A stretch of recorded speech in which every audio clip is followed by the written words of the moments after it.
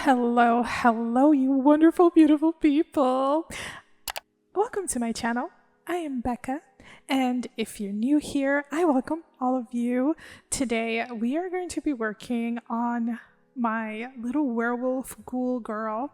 I was very inspired by Monster High. I love Monster High, okay, guys? I'm just gonna say it. And since I am doing this little Halloween phase, well, not a Halloween phase, it's more like an October ghoul month. I wanted to sit down and draw some ghouls. So today's portrait is of my werewolf. I like to say that she's still wolfing out. She hasn't actually completed her transformation, so it's mostly just a little bit for show. You can see like I added a little bit of her teeth. I am redoing the sketch because, as you guys saw, the original sketch was kind of bad, and after that I kind of did a little bit more than I wanted, and I had a lot of fun with that drawing, and just making it my own little moment. I have made a better nose.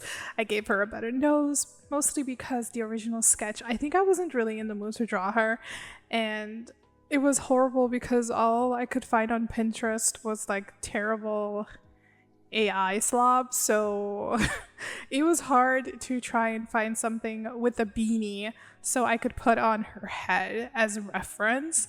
And when it came to the ears, I was kind of conflicted if I was going to give her cat ears or if I was going to give her dog ears, because if you guys have never played, I think it's World of Darkness, and there's like vampires, there's werewolves in this. It's a D&D game, just so you guys know. And in the D&D game where there's only like werewolves, it's not only like just werewolves as in terms for dogs. There are also like werecats and other creatures that also transform. So I kind of went a little bit with a werecat-ish. I'm not going to say she's 100% werewolf. She's more like a werecat. I did give her some cute little fangs coming out because it's not going to say wolfing out without some teeth, especially since I didn't do her amazing little nails. So we have to do some more to have a little bit more funk in it. When it came to the colors, I was very conflicted on what I would do for basically her clothes. I really loved the idea of giving her like two different colored eyes, and also with her hair, just to have fun with it. Especially I went with a little bit more of her having two colors, kind of like a little kitty cat. I normally do that when I draw my little cat, and this one, I wanted to add a little bit more of that. If you guys have noticed, I have changed up a little bit of my style. And now I kind of do the eyelashes a little bit first, because doing it at the end, sometimes I would forget. And I need to have it done so I can see how this illustration and how the illustration is just going naturally, so that kind of helps me, and it kind of makes the illustration pop out a little bit more. I don't know, I just love the way I'm drawing lashes now, though I do want to go a little bit more on Xiao Yun Chu. Is that how you pronounce it? I probably killed it, but the Little Red Notebook, they have like amazing tutorials there, so deep dive, go there, just go there. And I was kind of getting a little bit more on how to draw kind of better my style. But besides that, I just did my normal background with just a little bit of color and a little pop of color-ish, just to give it a little bit of some textures, just to make her pop out a little bit. I did use a lot of cool tones because I didn't really want to make her pop out too much, especially because it's mostly because I was thinking of her being a little bit more of a rebel, more on the rock side of things. I do feel sad because I should have given her some jewelry. I should have given her more jewelry. It's like maybe put some piercings on her ears. But you know what? There's always another time to draw another cat or werewolf or wear something, so it's okay. When it came to the coloring, I was very conflicted on her skin tone at first, but I actually ended up doing that perfectly. And also the beanie, it was like the first time I'm coloring in a beanie. I don't even know if I'm pronouncing the word properly, if I'm pronouncing what it is properly, because this thing has like a zillion different names for it. But I know it is a beanie. So yeah. Tell me what it is for you guys. And I just wanted it to look cohesive to her, especially because like the only thing that had a little bit more color would be her hair, because her hair is definitely like this little purpley bluey tone, which I really love. And I also went with this very off-white. It's still purple-ish, but it's still on the purplish tones because I really wanted to keep that into the color that she had, especially to go and vibe with it. So I just made it like extra lighter for her hair and just have like these two tones. I love the fact that I gave her like two different colored eyes. That's something I really like playing with. It's also something I also really love doing, and something that like I really think about like constantly. If I'm going to adopt a kitty, I'm definitely gonna adopt a cat that probably has, what's it called? It's hectro. I don't remember the name of the word. It's the thing that causes people and animals to have like two different colored eyes. And I actually find that beautiful. I know it's a genetic mutation that occurs, blah blah blah blah blah blah, but me personally, I actually really think it's beautiful. I think it's unique. So I really love it.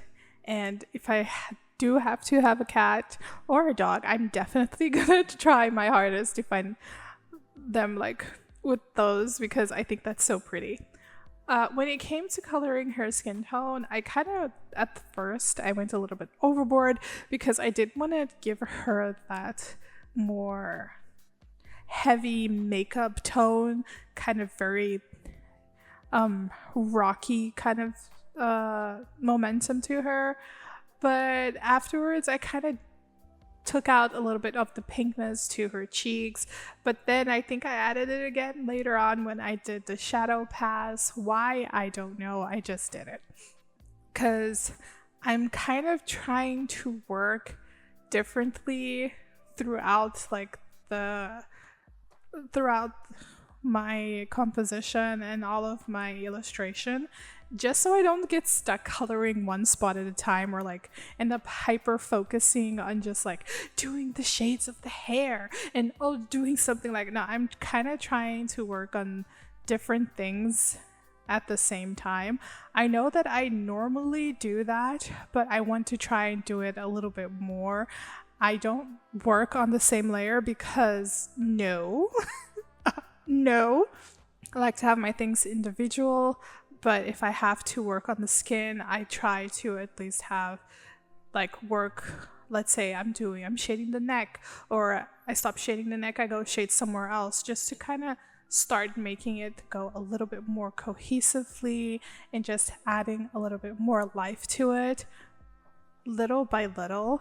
One thing I do know I'm gonna have to do is just sit back and learn color theory again because I have forgotten a couple of things. I was thinking about that a few days ago. I need to relearn my color theory, mostly because I want to be able to be a little bit more confident in adding like blue tones or greener tones, or even like orangey tones to the skin. So like playing around with that and going with the color wheel and seeing where the opposite colors are so I can like make those little adjustments would do wonders for my illustration. It would make it better, especially because like I'm redefining my art. Like I always want to improvise it and not just stop where I am. I always want to make my art better. As long as I can keep making my art better, I will definitely keep working to make my art better. Right now, I'm already doing the little highlights I normally do before I start going to other more complicated things. Since I'm already working on the skin, after I do this, I'm definitely going to start doing the hair, which I have also made it like easier to do for myself. But I actually do plan on making a brush for myself so I can have an easier time doing the hair the way I want to, because sometimes like just making my little ziggy lines does not help a lot. But since it's something that I normally do and I know how the feel to it, but you know, like the more I practice, the more I do different things, the better it will always get, and the more I will learn, and the easier and faster I would get with my illustration, and the more polished or even like more intricate and complex I will get with doing my work. And that is literally what I strive for, just to go with a little bit more complexy, more intricate, you know, just a little bit more. One thing I do want to start doing again is literally just becoming a little bit more semi-realistic as I did in the beginning, but not right now. That's like a later project. I really like my cartoony version right now. I do just want to add in a little bit more later on to my art, but just like slowly and surely I'm gonna get there. But besides that, this was actually a really fun thing to do. If you guys have been watching until now, please don't forget to like, subscribe to my channel, and leave a comment down below. And also, if you have been here until now, thank you.